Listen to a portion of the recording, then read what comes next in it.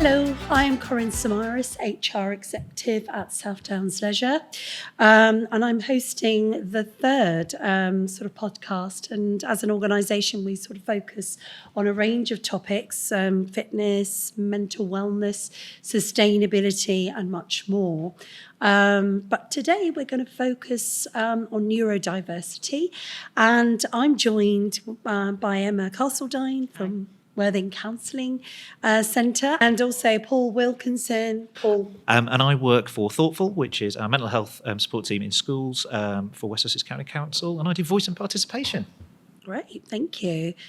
So, Paul, you want to give us a little bit more information about yourself and your role at West Sussex County Council? Yeah, so I've been working with the council now for the last 10 years. It's actually my 10th anniversary a few weeks ago. Thank you very much. Yeah. The ups and the downs and the rest in between. But essentially, my background is in youth work, so working with young people on a variety of different needs, and yeah, kind of just progressed and moved through West Sussex, fulfilling what I want to do. And now I'm with Thoughtful, doing voice and participation, which is kind of where I want to be. It is so lovely hearing children's voices and them shaping the services that are there for them, really. So that's me, and that's my background. Great, thank you. Emma, do you want to give us a little bit about you? Yeah, absolutely. So I'm head of clinical services for Wellbeing Counselling Centre, which is a charity in Worthing, and it's a counselling centre for everybody. We also work with young people, 16 to 18.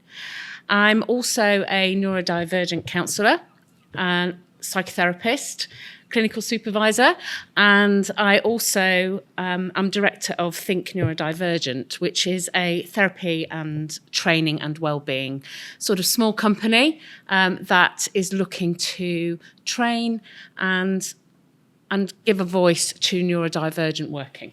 So that's kind of where I'm at the moment. Thank you.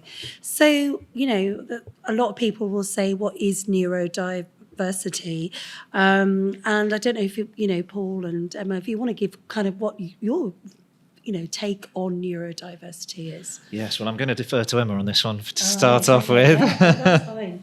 Emma, here we go. So actually the term neurodiversity means differences in our neurology. So that includes everybody. That includes what we call neurotypical people and neurodivergent people. So neurodivergence is all of us. The neurodivergent aspects, I think, which is what we're going to be looking at today, is about people whose neuro way of thinking, way of being, way of processing is different from the neuro majority.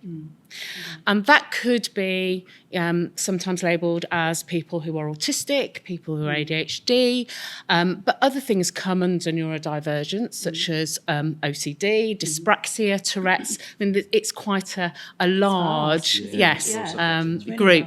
So, that's kind of in a nutshell. Neurotypical are individuals who have the kind of majority way of processing in their brain. Yes. So, and that's really what society is set up to work with.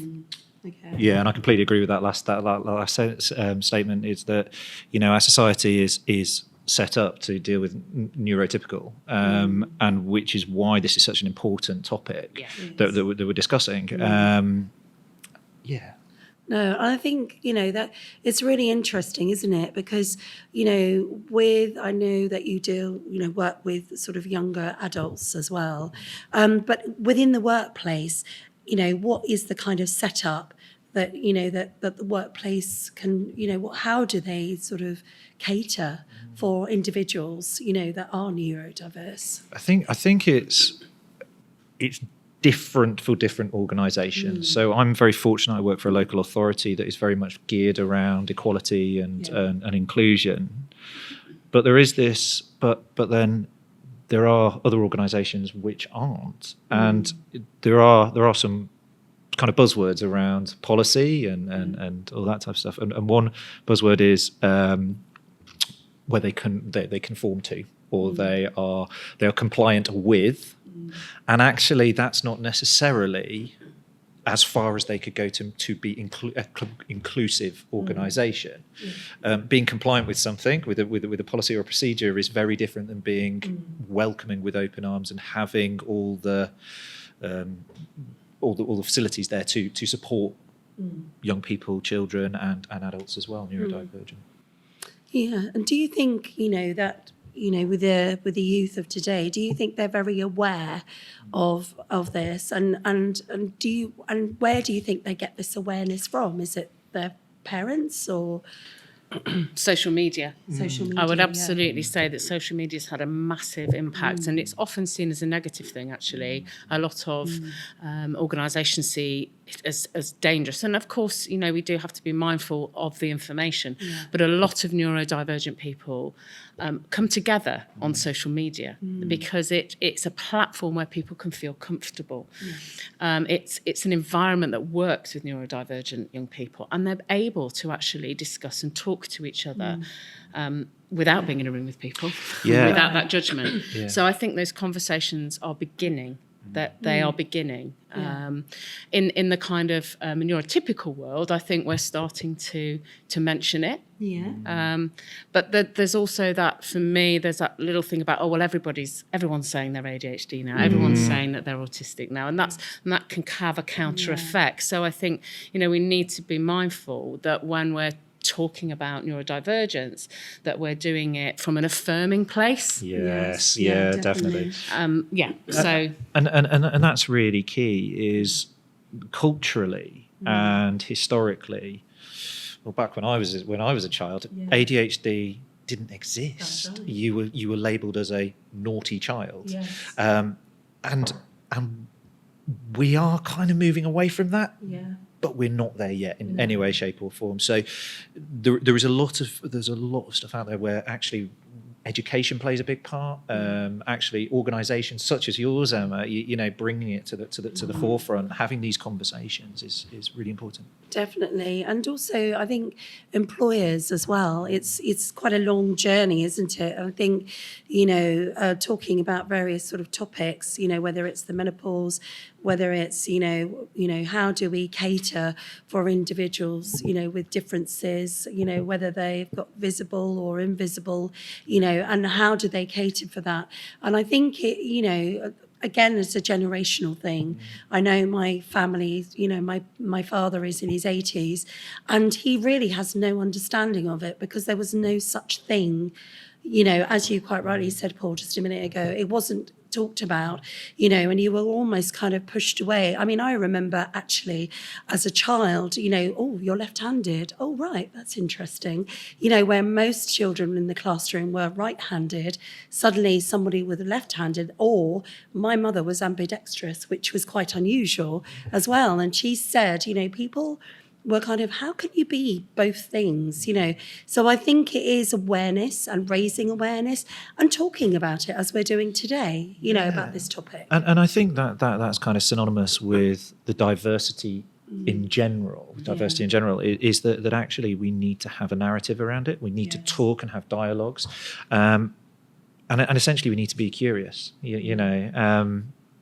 because what actually, disables a person is not the person, it's their environment.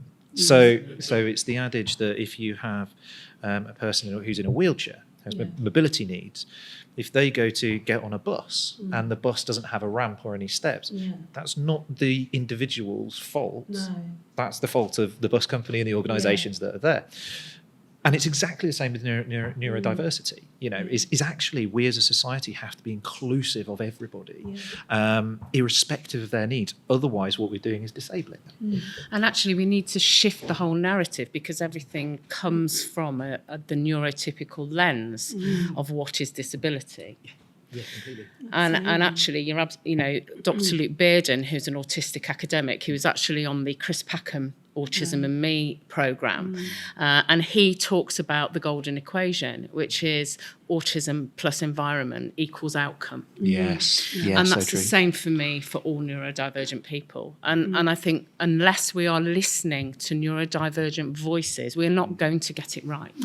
No, exactly. The other thing that I want to say is if you've met one neurodivergent person, you've met one neurodivergent person. Exactly. Yeah. So when you're looking at policy and practice in workplaces, we need to get away from that. This is your disability, your condition, whatever word you want to hang on it. So what we're going to do is this. Because you're autistic, you've obviously got sensory issues. So what we're going to do is this.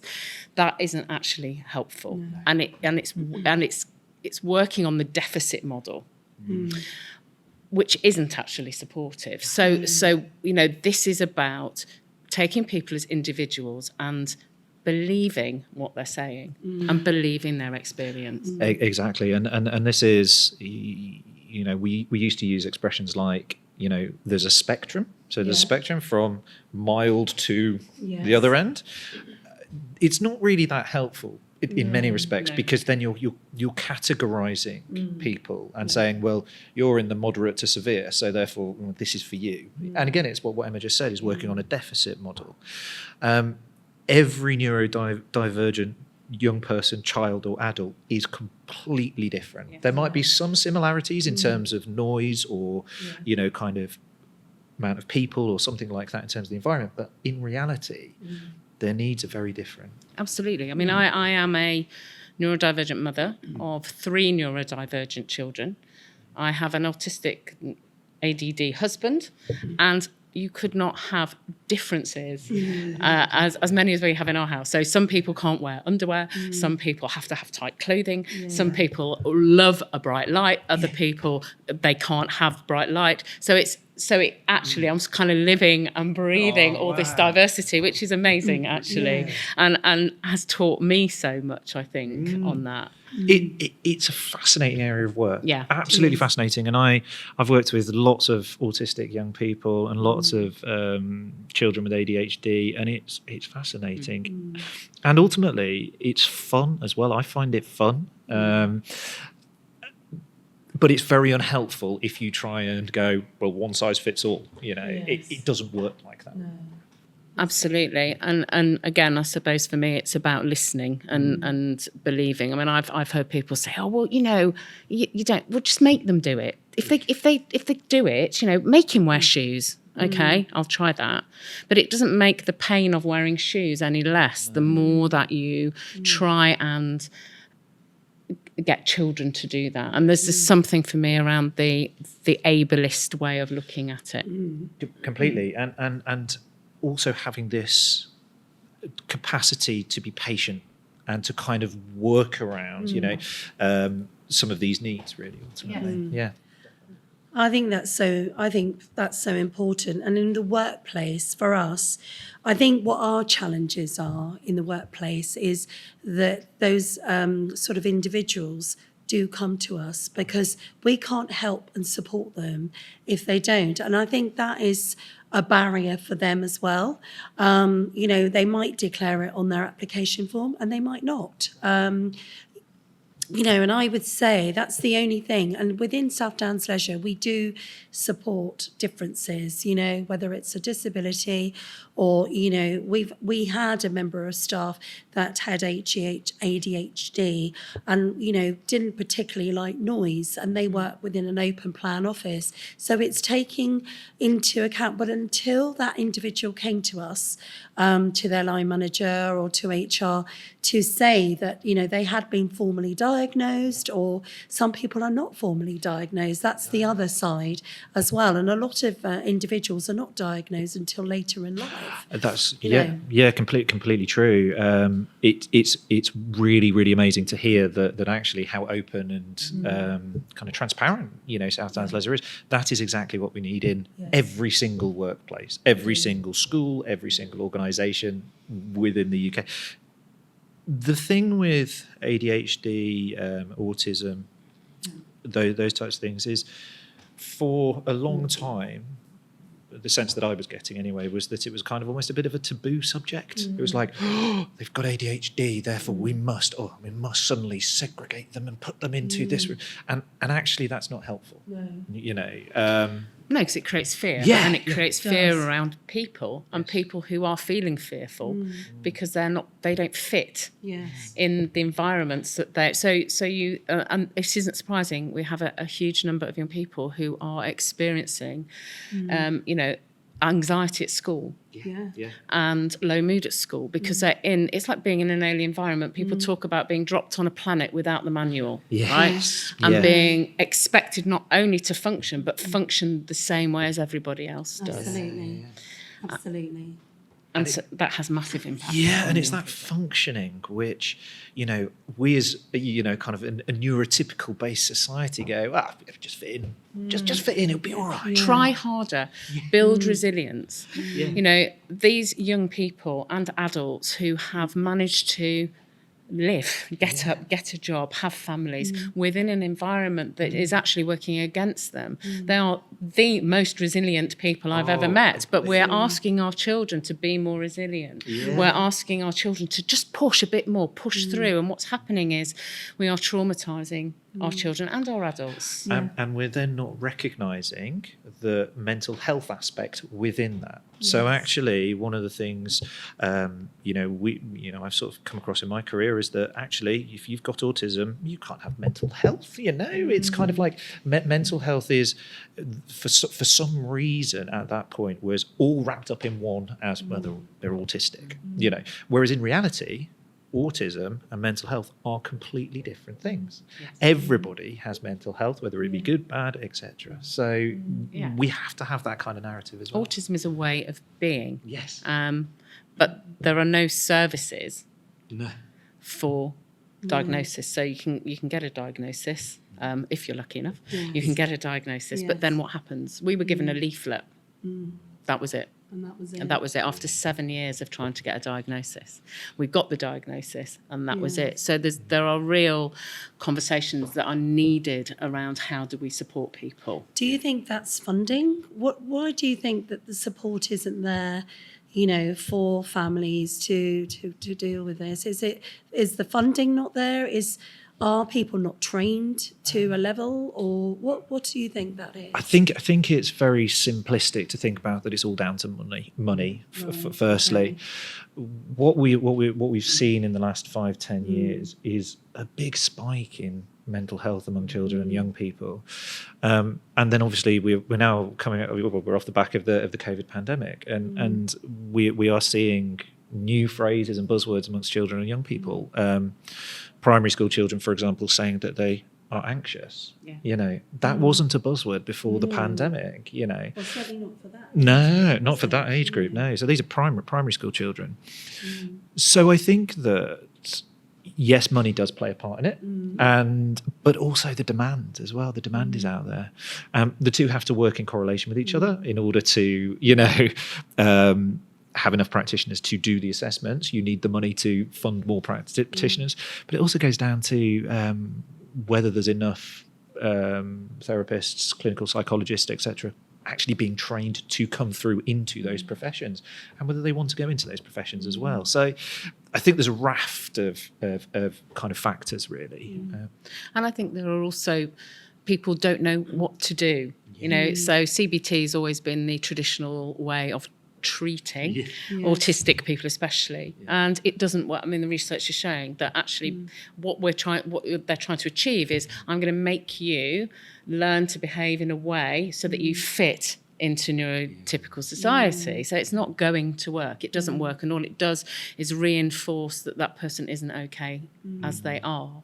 So what we're finding, or what I'm finding now, is that we need a much more relational way of working with people, and working with neurodivergent people who are, amazing people, myself being one of them, to be in relationship with. So, we need to shift as well the way that it is looked at and treated, because it's all based on that medical model again, rather than the social model of disability, which is what we need to be kind of looking at. And how do you think within, obviously this starts from an age, a young age. How do you think, obviously South Downs Leisure, we have, sort of a young staff as well coming through. as lifeguards, as leisure assistants. What do you think as an organisation, just generally, we can do to support individuals? Because, as I say, I think it's having for them to have the confidence to, not feel they're going to be judged within an organisation. So the first thing I would say to you is normalise the conversation. So one of the things that we're doing now at Wellbeing Counselling Centre is if somebody comes for an interview, I will say we're a neurodivergent affirming practice. So one of the things that we're working on at the moment is we're working on, all our counsellors are trained in neurodivergence, and this is something that we promote. And then we have conversations. So in staff meetings, we talk about it, and it's just part of a conversation rather than a thing that you have to go and talk about. I think that's important, isn't it? And, and that's why within South Downs Leisure, we have sort of job chats or one-to-ones, and, so that they can build that relationship with their line manager. And I think that's really important. Obviously, like all companies, you have appraisals, or PDRs in our case. But it's giving them the opportunity and the platform to be comfortable enough to come out and say that we need support. We had somebody that worked for us for a number of years, but came out a lot later. And the moment they did, we did everything to support them. And I think that's, the message to get out there within our organisation, that we are there to listen and support them. And that's really critical. Yes. It's about embracing the difference or the differences. Rather than reacting to them. So the reaction for, I suppose, the normal reaction would be, somebody with ADHD, we've got to turn the music down, we've got to do this, we've got to do that. And suddenly there's a reaction there. But actually, if somebody comes in and says, I've got ADHD, and you employ them, and actually they can then be empowered to, it's a bit loud in here, I can just turn it down, or actually have the confidence to turn around and say, it's a little bit, it's a bit too busy in here for me at the moment. Is it all right if I go and do this? So it's empowering them to make the decisions which affect them, rather than an employer, South Downs Leisure saying, we must react to it. We must react to it, and therefore we're not going to have any big lights, or we're not going to have any noisy spaces, or So it's normalised, ultimately. And the other thing to remember, it's a dynamic way of being. They call it a dynamic disability, but I prefer way of being, actually. And sometimes people, for example, real stereotypical autistic people don't give eye contact. Okay. But it's dynamic. So it might be that in a certain environment you are able to give eye contact, and that's okay. But there may be other environments in the workplace where you can't. Yes. So and what often happens is people say, well, you did it yesterday, so what's the problem? So we need to take this into account as well, that we want to put people in boxes, because then we can tell them what we need to do in order for it to be okay. And it needs to be an ongoing conversation, as you would with any other colleague, and say, what are your barriers and what are your challenges? Well, it becomes for a neurotypical person, it becomes safe. So when we can categorise something and put it into a nice neat box which explains person A has ADHD, autism, etc. We've put it in a box. It feels safe and comfortable for us. We've done it. And it always goes back to that one size fits all. We have to have a one size fits all model that works for everybody. No, it doesn't work. It really doesn't work. And this is the relationship-based model that Emma was talking about, this kind of social model, is that actually when you build a relationship with somebody, you don't just sit down in a prescribed way with your notepad and kind of, must have a conversation about this, and this. It flows. It becomes something. And onto that as well is that we as neurotypical think very linear in terms of, okay, so I know that my socialisation abilities, I make eye contact, I shake hands, have been socialised into those way of things. And that's very linear, in many respects. Autistic and ADHD, neurodivergent people don't think in those types of fashion. They think very, very differently in many respects. It's really hard because it's not different if you're in it, you know. And you know, one of the classic things was when my son was being diagnosed, and they said, you know, did he present as strange and I was like, no. And the reason is because it wasn't strange to me, because that's what I do, because I'm neurodivergent too. So there's that thing, isn't there, about you know, we think different. I don't know how we think, you know. How do you think we can educate our line managers to, you know, to embrace, you know, the sort of differences? Because obviously they're here to do their job. And, you know, and if someone doesn't kind of come out to say that they need, you know, additional support or help, how can, you know, how do you think the line managers, how can they help in a way that, you know, when they do their one-to-ones, or, you know, how can they support those individuals? Yeah. That's a really good question. Really good question. I would say, and this is me personally, say, don't do an assessment. Right. Okay. You know, the first thing don't have a piece of paper and say, "Is this you? Do you do this?" Yes, You know, okay. A lot. In order to reach the diagnosis of autism, there is many steps to get there, you know, and it can take a long time, and especially for children and young people, to sit there in another room and tell my life story again, and to sit there and tell them things about myself. It's just another assessment. So let's not do assessments. But I think it's around training, ultimately, you know, training line managers, training staff to be able to recognise some of the traits, some of the characteristics, because some are quite visible. There's a lot which isn't, so this is only surface level stuff. And then and training around how to have that appropriate conversation, you know, ultimately. That's where I would go with it, is training. Yeah, absolutely. Training, but it needs to be training by neurodivergent people. Yes. Definitely. Not by neurotypical people, training about neurodivergent people to neurotypical people, because you've got lenses. Yes. And there's nothing wrong with being neurotypical. You know, it's you know, that's absolutely fine. But neurotypical people are coming from a different neurological lens to neurodivergent people. So you need to be being trained by people who are neurodivergent. So that's the first thing. And the other thing is about, you know, really wanting to be curious, and being a psychotherapist, of course, that's part of me, is being really curious. So my staff team, I'm in a really great position because their work is being curious, being non-judgmental, and learning. So, but if you can foster that in any organisation, and I know South Downs Leisure, and you are really open, and you're doing stuff like this, and it's just fantastic to actually be part of an open conversation. We need more of this. Definitely. Yeah, and to meet people that are neurodivergent, and maybe you wouldn't know that about me. Exactly. You know, or know that about the people around you, because we're not all in that stereotypical way of being. So I think awareness is just the first step. We talk about autism awareness, but actually we need to be affirming. So let's become aware, and then look at what do we actually want to do with that? Because it's all very well being aware of something, but then make those conversations open, and training, definitely training. Yeah, well, that's interesting because, you know, I was saying about the traditional working places, practices are often designed for neurotypical, aren't they, society in mind, which can make it difficult for neurodivergent employees to thrive at work.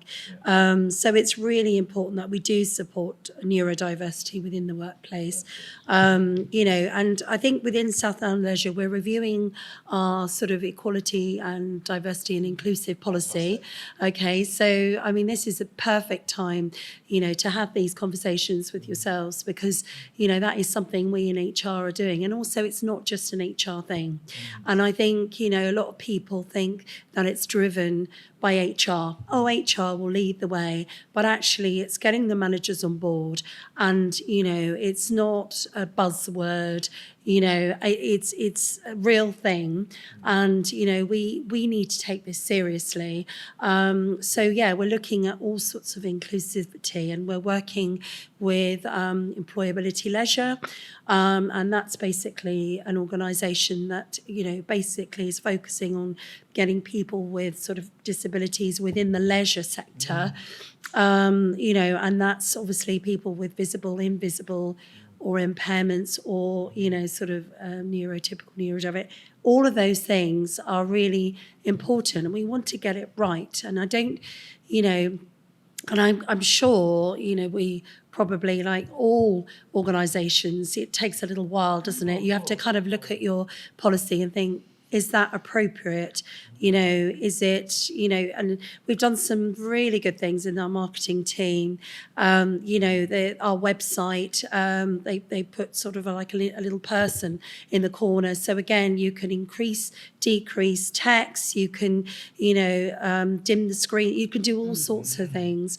Some brilliant work done by our marketing team on that. And we're working at looking at lots of things. So what we've done with this employability leisure scheme is we're working with Aspire, we're working with sports structures to see what we as an organisation could do. And I'd really like to get on board with working in this field as well, because there are a lot of people with OCD, and again, we did have a scenario with an ex-employee that was OCD, and again, a lot of the environments are open or planned offices, so it's about, being respectful of their space, but again, it's, and people, if they don't understand it, they find it very strange for them. Of course, and that's our neurotypical way of thinking is, oh, this is something out of the ordinary, I don't like it, I'm going to shy away from it.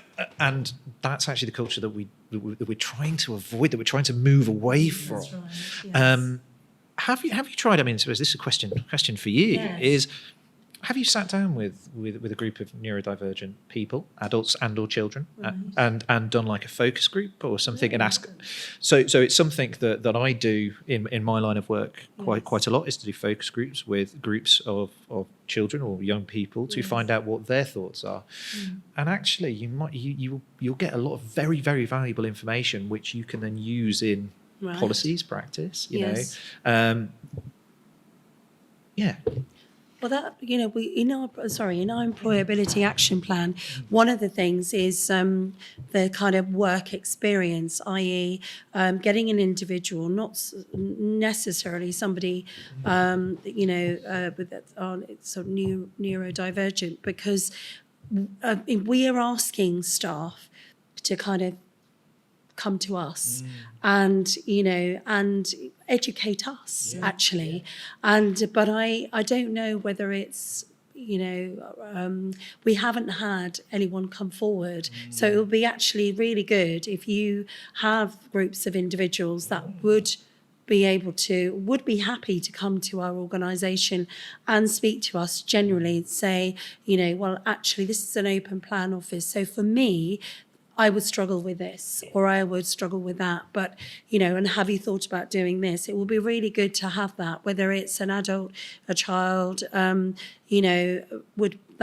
also we might have customers in the same boat. But again, that's not something we ask our customers to share with us. So they come here, and it would be interesting to see the sort of classes they would choose. Would it be Pilates? Would it be, yoga that they're choosing? Or would it be pole dancing, Or, what would be their sort of interest if they came to South Downs Leisure? So it would be a really good thing for customers as well to kind of, go on that journey for customers within South Downs Leisure. Because sometimes when you go to a supermarket, they have certain days, don't they, where they tone down the lights, where they turn down the music. We haven't even got that far because, again, we have customers, but again, how do we know? And it is the unknown, and although for some people it's the norm, but for other people, such as ourselves, we need educating, and that's where we need the support really. And and I think that's important within a workplace to have that understanding, for someone to talk very openly with us and to be very truthful. And if we can tap into that would be great. And I think we need to think though that. Well, listening to you both, I'm thinking, okay. Yeah. So I've got to go into somewhere I don't know. Yeah. And I've got to go into a group of people I don't know. And then I've got to tell you about my vulnerabilities. Yes. And you're going to be looking at me for the answers. And I'm already thinking, whew, okay. Yes. There's no one in my kind of sphere of group that would be able to do it. It's not that they don't want to. So we need to look at accessibility and how do we offer that in a way that is not demand-led and that is also accessible. So it might be online forums, might be easier, might be, not being on camera on those online forums. People walking into a room of strangers, you're already, you're already actually, that's a neurotypical way of getting neurodivergent people together. So again, it's really interesting because it's so complex. Yes. Of course, there are neurodivergent people that are happy to come and talk, and but I think it's interesting because I know a lot of neurodivergent people who can't access leisure services because there are lots of people, because the lighting, I often hear music in gyms is so painful because it's so loud and people are talking in the layers. So there are things like that that are easy to access. You could kind of send round something that is on technology that people could answer. I think something that I'm noticing, especially in the counselling world and in training in counselling, is there is very little training on neurodivergence, right? Yeah. So, and that's one of the things that I'm going to be doing. I might talk about that later. But what we are finding is that in one institute that does counselling training in London, they've set up a support group for neurodivergent counselling students to meet, and that is led by another neurodivergent counselling student and a neurodivergent tutor, and the feedback is relief. Okay, just to be able to have those conversations that have not been able, and from them, then that can be fed back as well. So the research. So this is something that I want to develop around counselling services in the south, in Sussex, is to offer that. But again, if you're going to run a group, then run a group with a neurodivergent facilitator. Right. And I think, because they would have the understanding and everything else. To a degree, because, so when we spoke at the beginning, it's like there are just so many differences. So, yes, to a degree they will have some understanding, but we're not going into that one size fits all kind of model. Not. Absolutely not. But if you know that somebody's lens has some similarities or some understanding of not fitting in. It doesn't have to be the same fitting in. And you don't have to have the same sensory processing difficulties. It can be a different one, So I personally, I'm a sensory seeker. So to calm me down, I sit in my car with bass on as loudly as possible. And that calms me down. Whereas one of my children can't bear music. It hurts their ears. So, but we have a shared understanding that there is a physical response, a psychological response to the senses around us. So absolutely. Yeah. But knowing that, I think, frees people up. It does definitely. I think it does. And do you think neurodiversity is talked enough about as a topic amongst young people? And if not, why? I think so. Does it need to be? I know that this sounds like a really flippant statement, but I wouldn't hold my hand up and say I'm neurotypical. I wouldn't hold my hand up and say I'm this. I wouldn't hold my hand up and say I'm that. I wouldn't hold my hand up and say all these things. So why do neurodiverse children and young people and neurotypical feel that it needs to be talked about? What it needs to be talked around is the systems and the practices around those children and young people, the teachers, the youth workers, their parents, etc. Their understanding and them talking about it is actually much more important, because then it puts a framework of normality on it. So I think that the conversations are being had, and children and young people are very aware of being or feeling non-neurotypical, neurodiverse, definitely. And it is talked about to a degree, But I think, again, it's the kind of the society that we live in needs to be have much more of a dialogue, have much more of a narrative around this is normal. It's normal to, kind of be, But the problem is these children don't feel normal. And what happens is that they're called lazy or naughty or you don't concentrate well or you never finish anything. You'll never do. So actually because there's this debate about labels, isn't there? Yeah, and I always believe that a label is as useful as the label is for you. Yeah. So, if it's useful, brilliant, absolutely brilliant. And but I do think that giving young people the language and the words is really helpful. So I work most of my private psychotherapy practice is with neurodivergent young people and adults, and for some reason it's just happened. 90% of my private clients are now neurodivergent, all very different. What I've found has been really helpful for them is to actually have language to describe who they are, what they're experiencing, rather than the negative language that has been placed on them by themselves and by school. Oh, you just can't sit still. Stop daydreaming. Why haven't you?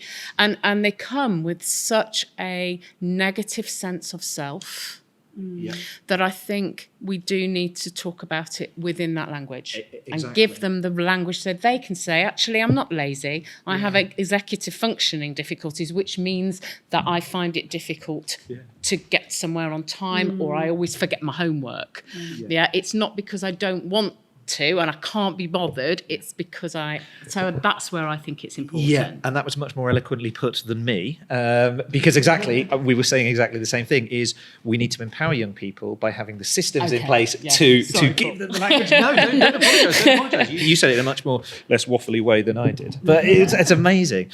But that's exactly what we're talking about, is we're talking about empowering young people to challenge others and say, hey, whoa, I'm not lazy.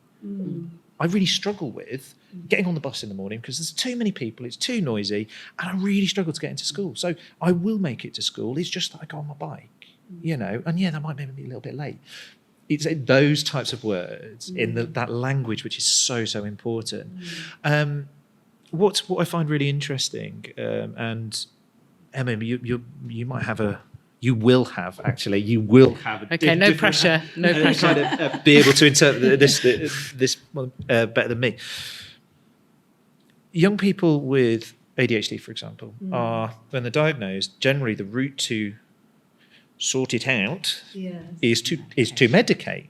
So these are very, very powerful drugs. I won't name any names, but essentially they work to rebalance hormones. And as I said, they're very, very powerful.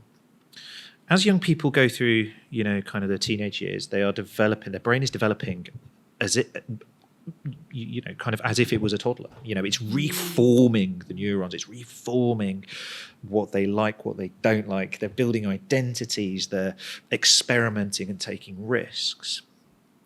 And I've sort of found that sort of 15, 16, 17, a young person with ADHD, I'm not saying all young people, but a young person with ADHD might then choose to stop taking their medication to feel as they feel, to then understand what that medication is doing to them as a person. That's what I've sort of found. And I think it's then I've seen it several times as well, where then we as a neurotypical society go, no, you need to continue to take your medication. You can't possibly stop taking it.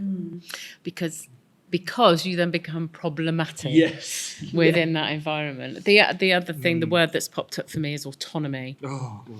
And for me, I think of all the words associated with being neurodivergent, autonomy is the most important word.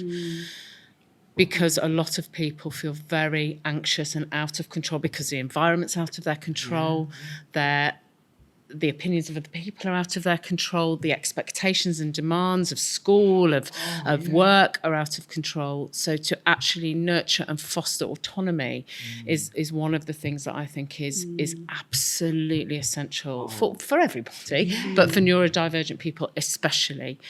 And that's kind of what you were talking about actually, which is, we are scared of these young people and adults having autonomy and saying, I want to try it without my medication. So instead of going, no, actually, how can we support you so that you can then feel, is that working? Is it not working for you? And if it is working for you, are the side effects okay? Or does that off balance actually taking it? So it's about trusting people as well. Yeah, exactly. That's such a big word, trust.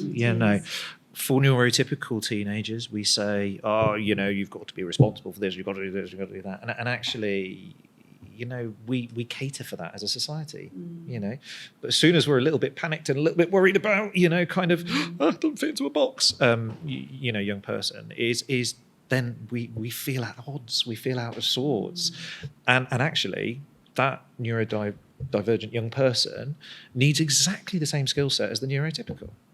But in their way, not in the way that is sort of shoehorned into all of us. As by the time you're 18, you will know how to do your laundry, and you will be able to take the bus, and you'll be able to drive a car, and you'll be able to do this, and you'll be able to do that. And suddenly it's and you'll have 10 friends, and you'll be able to go clubbing, and and you can go to the supermarket, and it's absolutely fine. And it's all of that expectation, isn't it? And actually, why do we need 15, 20 friends? Do we need that? Does everybody need that?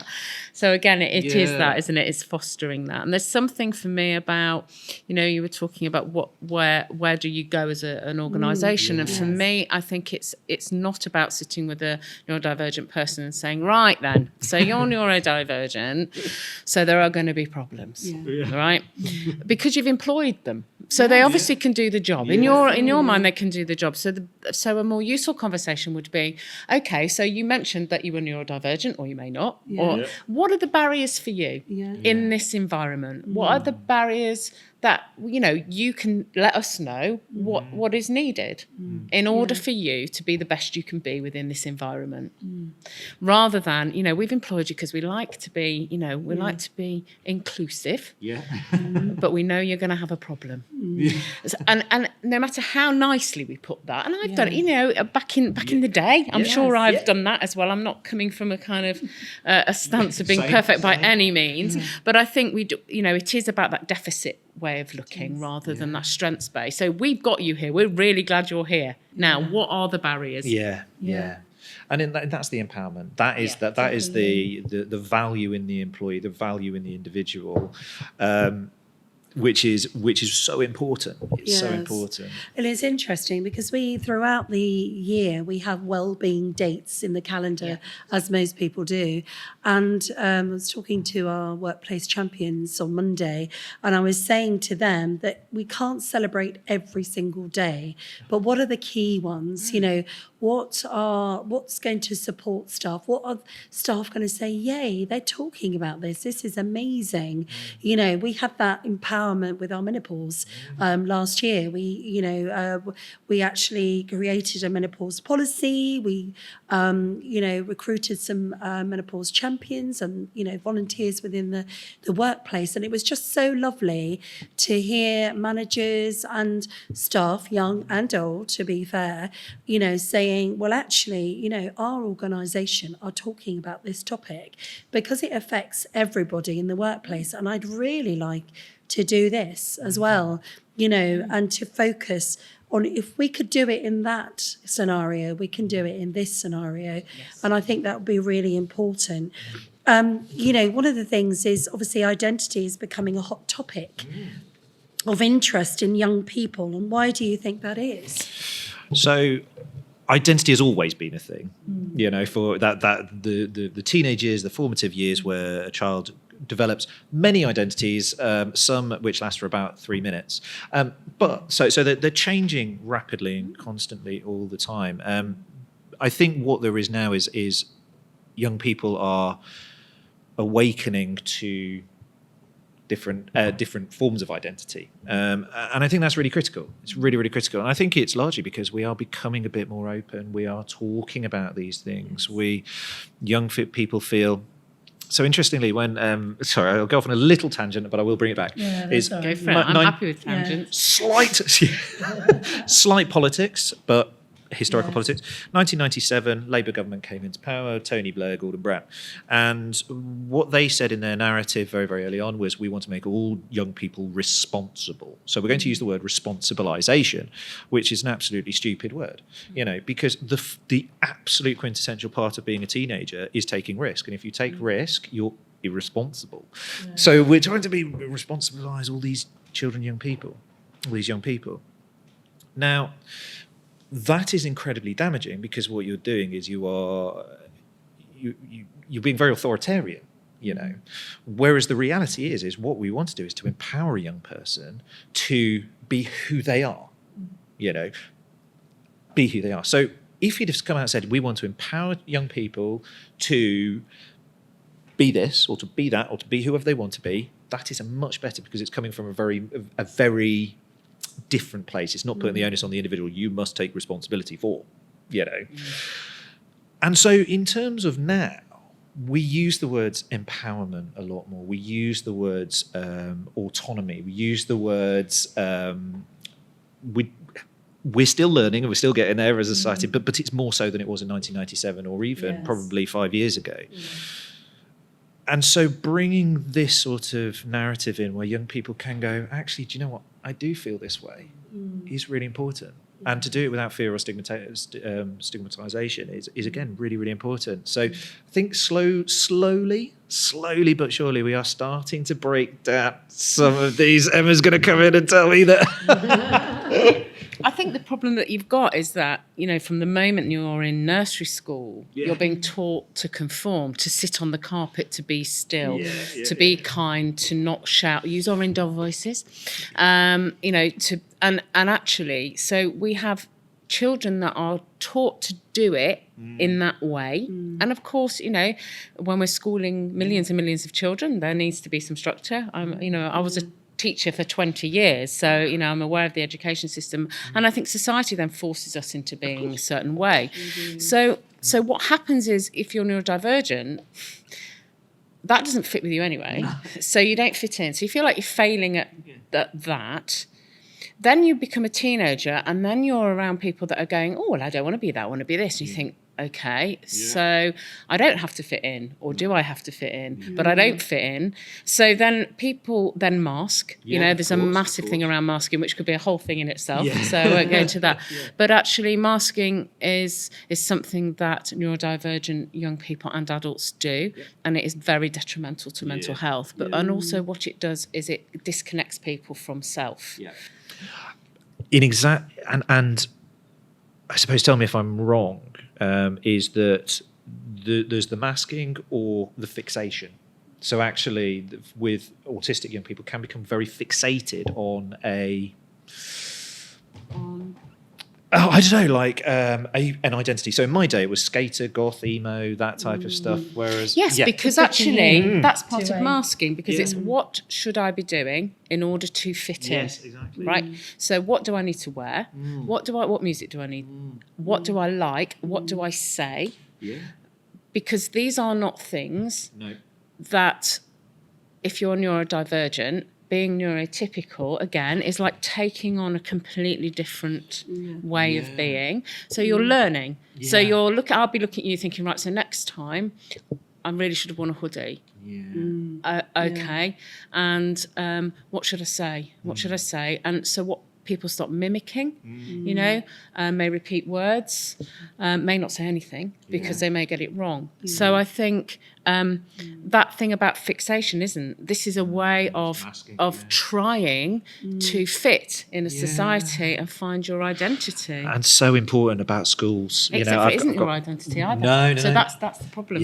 So I've got two small children who are in the system. Well, one who's in the school system, and it is around, you will sit down, you will tidy up, you will do this, you will do that. And in reality, life doesn't work like that, World Book Day. What a nightmare. I know. For many children. children. For many children, it doesn't work.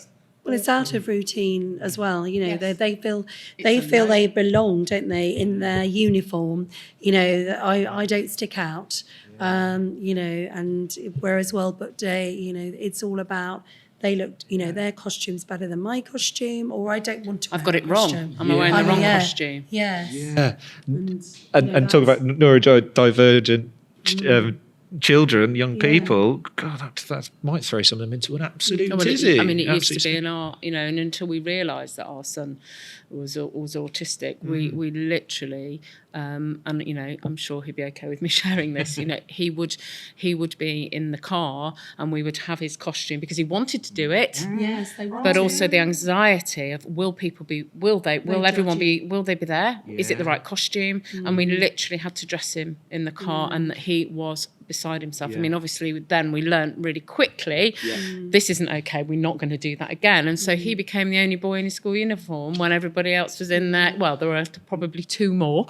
But a big thing was made of that as well. So, this thing about identity, what is your identity, is massive. In our organisation as well, we have a uniform for our sort of leisure assistants to wear. So they feel very comfortable because they've got, a uniform, if you like.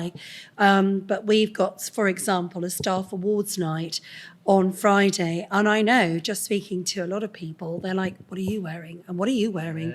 And I go, oh, well, I'll wear whatever I want to wear on the night. Whereas a lot of people actually do see that as a nightmare, a slight World Book Day. What you just said, I'm not going to it because I might stick out, or I might not be dressed appropriate, or whatever. So I do understand that. So in our organisation, we do have that uniformed, and they do kind of fit in, and they're happy to fit in that way because they've got a standard uniform. You have a role. So they have a role. That's exactly. quite helpful. Well, no. Very interesting topics of conversation. And just to kind of sum up, what do you feel are the 3 key messages you would like to get across today? You go first. About neurodiversity, whether it be within the workplace, within school. So being curious, I think is really, really critical. And not curious from the perspective of I must go and question every single person with ADHD. That's oppressive curiosity. Yeah. Please don't do that. The curiosity I'm not going to tell you. The curiosity comes from, okay, as a neurotypical person, I've formed an opinion, and I've formed an opinion from all the sources of information that come into me, so news outlets, media, etc. Okay, I'm now going to go and learn about it. Be curious with your own opinions. Be curious about that information, and that's quintessentially kind of one of the key messages, really. Don't have to think about 3, it's fine. No, just 1 is good. And if we can think of any more, great. Yeah, that's fine. Yeah. So, I read, Yeah. So I think, because I could ramble on for weeks, I think the first thing is listen to and believe neurodivergent voices. It is not for you to say, oh, you don't feel that, or it's not that bad, or you can manage that. Please listen. The second one is, don't just develop neurodivergent awareness practices, make them affirming practices and policy, but do it through a neurodivergent lens if possible. This is my wish list rather than, and the last one for me would be, if you can move away from and challenge the ableist deficit view of neurodivergent. That for me is really important. Just question it. Whose truth is it? Is it all right for just because it's all right for me? Does that mean that works for you? So that for me is something that I think is really, really important. Yeah, and I think the things that you said today, really resonate with me about, it's not just about rolling out training for all our managers.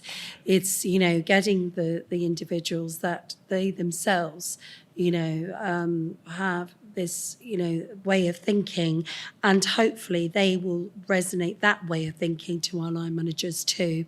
And also to, I'd really like to, listen to more forums, and and probably more studies with regards to, what we as an employer can do within the workplace.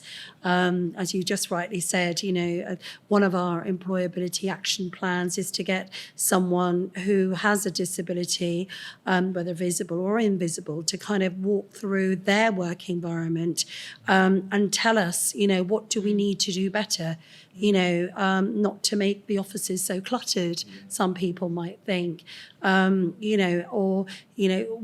do we need to do? Turn down the ringtones, maybe not to 6 where that just winds you up, but maybe to just 3 and then the answer machine kicks in. It's just those little things that we can do as an employer, and we can do it. We have the power to do it, but it's just sometimes, we're not, it's our ignorance, really, and that's what we need to learn as an organisation, and not just us, but many organisations. I think actually talking to other organisations, we are slightly ahead, if not way ahead.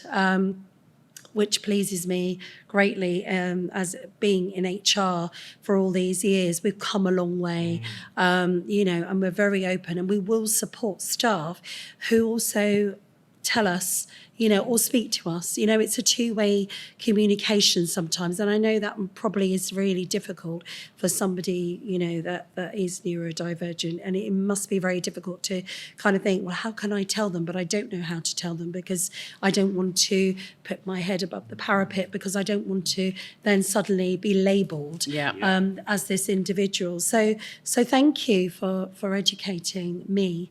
And hopefully to the audience as well. So, thank you very much for talking about it so openly, and thank you to our listeners as well. Hopefully you've learnt something today.